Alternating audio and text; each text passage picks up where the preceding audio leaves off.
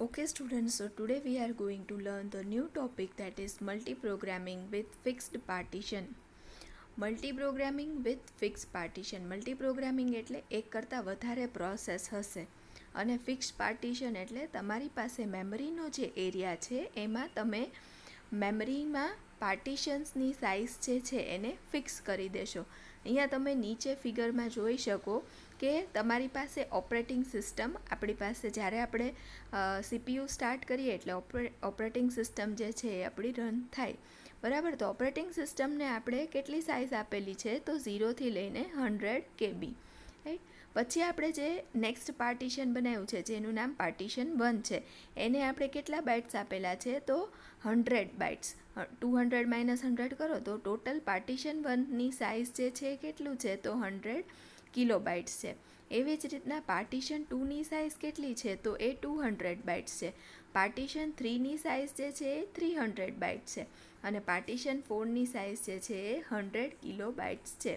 તો in short, જ્યારે પણ તમે આ મેમરીમાં પાર્ટીશન્સ બનાવો છો ત્યારે પાર્ટીશન્સની સાઇઝ જે છે તમે શું કરી દો છો, ફિક્સ કરી દો છો. એટલે આને શું કહેવાય છે, fixed partition.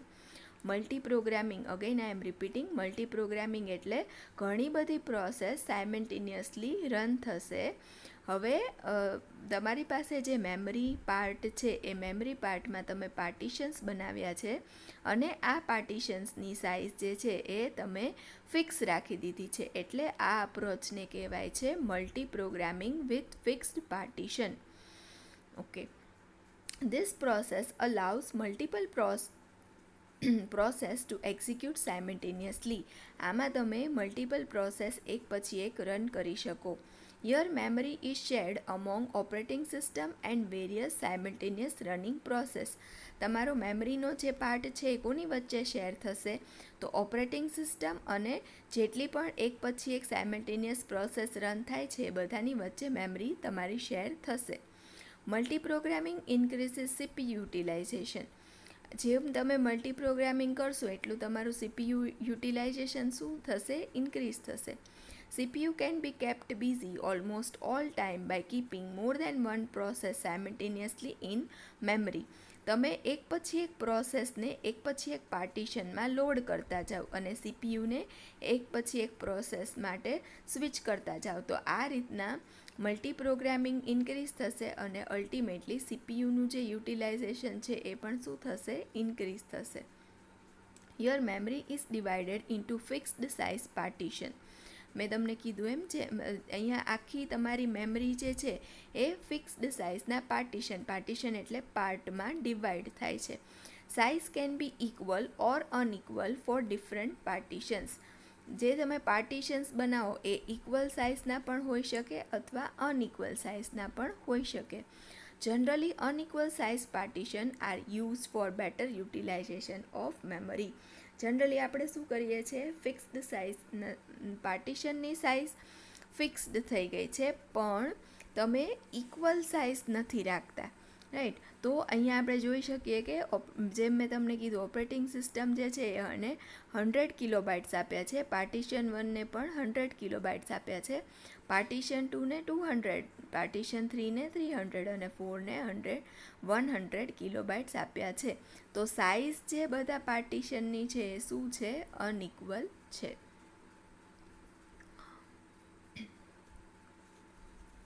Each partition can accommodate exactly one process, that is single process can be placed in one partition. જેમ આપણે વાત કરી કે આ દરેક જે પાર્ટીશન છે એમાં તમે કેટલી પ્રોસેસ રાખી શકો, one process at a time. Whenever any program needs to be loaded in memory, a free partition big enough to hold the program is found. This partition will be allocated to that program. હવે જ્યારે તમારે કોઈ પ્રોગ્રામને run કરવો છે તો hard ડિસ્કમાંથી એ main મેમરીમાં આવશે. મેઇન મેમરીમાં રન થવા માટે હવે એને શું જોઈએ છે, એક પાર્ટીશન જોઈશે. તો ફોર એક્ઝામ્પલ આપણે એક સી પ્રોગ્રામ બનાવ્યો છે જે 2 નંબરનું એડિશન કરે છે અને એ જે પ્રોગ્રામ છે એને ફોર એક્ઝામ્પલ 100 કિલોબાઇટ મેમરી જોઈએ છે, રાઈટ. તો 100 કિલોબાઇટ મેમરી ક્યાં અવેલેબલ છે, પાર્ટીશન 1માં પણ અવેલેબલ છે અને પાર્ટીશન 4માં પણ અવેલેબલ છે. તો ફોર એક્ઝામ્પલ પાર્ટીશન 1માં બીજી કોઈ એક પ્રોસેસ જે છે એ રન થાય છે, તો પાર્ટીશન 4માં 100 કિલોબાઇટ્સ મેમરી અવેલેબલ છે. તો આ પર્ટિક્યુલર પ્રોસેસ જે છે એ હાર્ડ ડિસ્કમાંથી ક્યાં લોડ થશે? પાર્ટીશન 4માં લોડ થશે. If there is no free partition available of required size, then process needs to wait. Such process will be put in queue.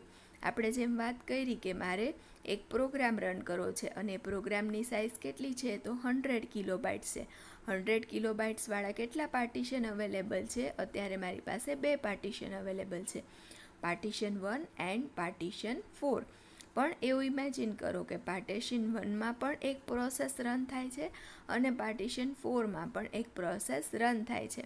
તો હવે ત્રીજી પ્રોસેસ જે 100 કિલોબાઇટ્સની આવી છે એને અત્યારે કોઈ 100 કિલોબાઇટનું પાર્ટીશન મળતું નથી. તો એને શું કરવું પડશે? ક્યુમાં વેઇટ કરવી પડશે. ક્યુ એટલે line. Okay, there are 2 possible ways to implement this method with queue. હવે તમારે ક્યુમાં પ્રોસેસને રાખવી હોય તો ક્યુમાં પ્રોસેસને રાખવા માટે તમારી પાસે 2 મેથડ અવેલેબલ છે. The first one is using multiple input queue and the second one is using single input queue. તો આપણે ફર્સ્ટ અપ્રોચ જે છે એ જોઈએ છે using multiple input queue. Okay, તો અહીંયા પણ તમે રાઇટ હેન્ડ સાઈડમાં ફિગર જોઈ શકો કે તમારો આખો મેમરીનો જે પાર્ટ છે એને આપણે અલગ અલગ પાર્ટીશન્સમાં ડિવાઈડ કર્યા છે. ઓકે, તો સૌથી નીચે 100 KB જે છે એ આપણે કોને આપી દીધા છે? ઓપરેટિંગ સિસ્ટમને આપી દીધા છે. હવે મેં તમને કીધું એમ કે પાર્ટીશન 1માં ઓલરેડી 100 કિલોબાઇટની એક પ્રોસેસ ત્યાં છે. બીજી પ્રોસેસને જો આવવું હોય તો ત્યાં એક બ્લોક બનાવેલો છે, રાઈટ? એ બ્લોકમાં ત્યાં પ્રોસેસ એક આવીને વેઇટ કરશે. એના પછી અગેન જો બીજી પ્રોસેસને આવવું હોય તો એની આગળનો જે એક બ્લોક છે ત્યાં પ્રોસેસ વેઇટ કરશે. એવી રીતના અગેન ત્રીજી કોઈ પ્રોસેસ છે જેને અગેન 100 KBની સાઇઝ છે અને એને પાર્ટીશન 1માં રન થવું છે, તો ત્યાં તમે જોઈ શકો તમે 3 બ્લોક્સ અવેલેબલ છે. 3 બ્લોક્સ અવેલેબલ છે એટલે 3 પ્રોસેસ જે છે એ વેઇટ કરે છે કે એકવાર આ 100 કિલોબાઇટની પ્રોસેસ પાર્ટીશન 1માંથી બહાર આવે એટલે એના પછીની પ્રોસેસ જે છે એ પાર્ટીશન 1માં જાય. એવી રીતના પાર્ટીશન 2માં ઓલરેડી 200 કિલોબાઇટની એક પ્રોસેસ ત્યાં એક્ઝિક્યુટ થાય છે અથવા ત્યાં રિસાઇડ કરે છે અને બીજી એક 200 કિલોબાઇટની પ્રોસેસ જે છે એ વેઇટ કરે છે કે જ્યારે આ પાર્ટીશન ફ્રી થશે ત્યારે બીજી જે એક બોક્સમાં પ્રોસેસ છે એ ત્યાં આવી જશે અને રન થશે. એવી જ રીતના તમે જોઈ શકો કે પાર્ટીશન 4માં ઓલરેડી એક પ્રોસેસ 100 કિલોબાઇટ્સની રન થાય છે અને બીજી કેટલી પ્રોસેસ વેઇટ કરે છે પાર્ટીશન 4માં આવવા માટે? 2 બોક્સ તમને દેખાય છે એટલે બીજી 2 પ્રોસેસ વેઇટ કરે છે કે એક પ્રોસેસ બહાર નીકળે એટલે એક પછી એક પ્રોસેસ જે છે એ પાર્ટીશન 4માં જાય, રાઈટ? તો અહીંયા તમે જોઈ શકો કે તમે દરેક પાર્ટીશન માટે એક ઇનપુટ ક્યુ ડિસાઇડ કર્યો છે. આ ઇનપુટ ક્યુ જે છે એ મલ્ટિપલ છે. પાર્ટીશન 1 માટે પણ છે, પાર્ટીશન 2 માટે પણ છે અને પાર્ટીશન 4 માટે પણ છે. તો આ રીતના તમે ક્યુ મેન્ટેન કરતા હોય તો આ અપ્રોચને કહેવાય છે multiple input queue. Okay, so let us learn the concept by seeing the contents written. Here for each partition separate queue is maintained. જેમ મેં કીધું હતું કે દરેક પાર્ટીશન માટે એક અલગથી ક્યુ તમે મેન્ટેન કરો છો. Whenever any process comes, it is put in a queue for smallest partition large enough to hold it. જ્યારે પણ કોઈ પ્રોસેસ આવે છે હાર્ડ ડિસ્કમાંથી મેઇન મેમરીમાં એને રન થવા માટે આવું છે, તો એ શું ચેક કરશે કે એ કયા પાર્ટીશનમાં આવી શકે છે અને જો એ પાર્ટીશનમાં ઓલરેડી બીજી કોઈ પ્રોસેસ હોય તો ત્યાં ક્યુ એટલે લાઇન થવા માંડે છે. Whenever any partition becomes free, a process from front end of queue is allocated that partition. જ્યારે પણ કોઈ પાર્ટીશન ફ્રી થાય છે ત્યારે જે ફ્રન્ટમાં જે પ્રોસેસ છે એ પાર્ટીશનને અલોકેટ થાય છે. Disadvantage of this method: if queue for large partition is empty but for small partition is full, small process needs to get memory.